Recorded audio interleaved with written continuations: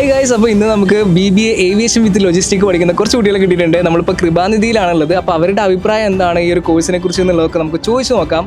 Hi, എന്താ പേര്? അർച്ചന. തൻ്റെ പേര് മാനസ. ഓക്കെ, രണ്ടുപേരും സെയിം കോഴ്സ് തന്നെയാണോ പഠിക്കുന്നത്? അപ്പം ഫസ്റ്റ് ഇയർ ആണോ? First year. എങ്ങനെയുണ്ട് കോഴ്സും കാര്യങ്ങളൊക്കെ എങ്ങനെയുണ്ട്?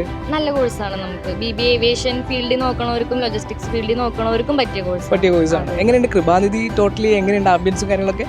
നല്ല കോളേജ് തന്നെയാണ്. ആംബിയൻസ് ഒക്കെ അടിപൊളിയായിട്ടുണ്ട്.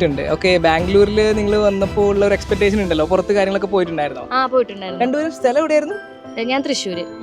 ആലപ്പുഴയാണല്ലേ. ഓക്കെ, അപ്പം എങ്ങനെയുണ്ട് നിങ്ങൾക്കൊരു ഇവിടെ ഏവിയേഷൻ കാര്യങ്ങളൊക്കെ സ്റ്റാർട്ട് ചെയ്തല്ലോ, ഇവിടുത്തെ നിങ്ങളുടെ സ്റ്റഡീസും കാര്യങ്ങളൊക്കെ സ്റ്റാർട്ട് ചെയ്തല്ലോ. എങ്ങനെയുണ്ട് ടോട്ടലി പഠിക്കാനൊക്കെ എങ്ങനെയുണ്ട്?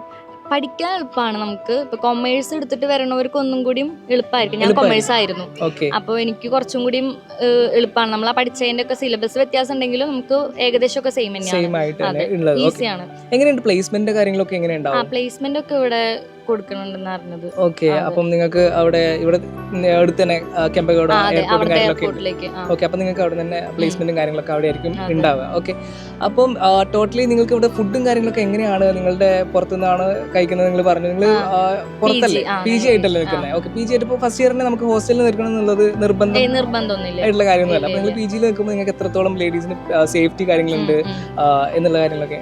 സേഫ്റ്റി ഒക്കെ ഉണ്ട്, നമുക്ക് കുഴപ്പമൊന്നുമില്ല.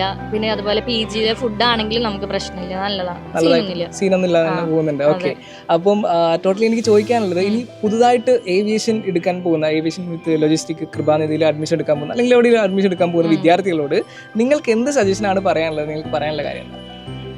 ഇപ്പൊ ഇത് എടുക്കുമ്പോൾ നമുക്ക് ഞാൻ പറഞ്ഞില്ല, രണ്ട് മേഖലയിലേക്ക് നമുക്ക് പോവാം. ലോജിസ്റ്റിക്സിലേക്ക് വേണമെങ്കിൽ പോവാം, നമുക്ക് ഏവിയേഷനിലേക്ക് പോവാം. അപ്പൊ അതിന് പറ്റിയ രണ്ടും ബെസ്റ്റ് കോഴ്സ് തന്നെയാണ് നമ്മൾ എടുത്തേക്കണം, BBA ഏവിയേഷൻ വിത്ത് ലോജിസ്റ്റിക്സ്. ചില കുട്ടികൾക്ക് അറിയുന്നുണ്ടാവില്ല ഈ ഒരു കോഴ്സ് എന്താണ്, ആഫ്റ്റർ ഓൾ ഇത് കഴിഞ്ഞതിന് ശേഷം, കംപ്ലീറ്റ് ചെയ്തതിന് ശേഷം എന്ത് ജോലിയാണ് നമ്മൾ ചെയ്യേണ്ടി വരിക എന്നുള്ളതിനെ കുറിച്ച് അറിയുന്നുണ്ടാവില്ല. ജസ്റ്റ് ഒന്ന് എക്സ്പ്ലെയിൻ ചെയ്ത് കൊടുക്കാവോ, എന്താണ് ചെയ്യേണ്ടി വരിക എന്നുള്ളത്?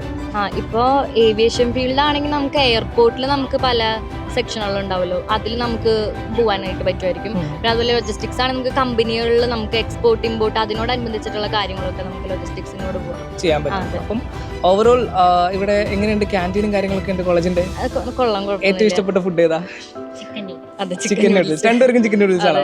ഓക്കെ, അപ്പം എൻജോയ് ചെയ്യുന്നുണ്ടല്ലേ കോളേജ്? അപ്പം അടിപൊളിയല്ലേ? ഇനി എത്ര വർഷം ഉണ്ട് നമുക്ക്? ഇനിയിപ്പോ നമുക്ക് 2 ഇയർ കൂടി. 2 ഇയർ ഉണ്ട്. 3 ഇയേഴ്സ് ആണ് കോഴ്സ്. ഇന്റേൺഷിപ്പ് കാര്യങ്ങളൊക്കെ ഉണ്ട് അതിന്?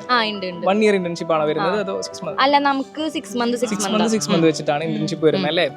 ഓക്കെ, അപ്പം ബൈ. Okay, thank you.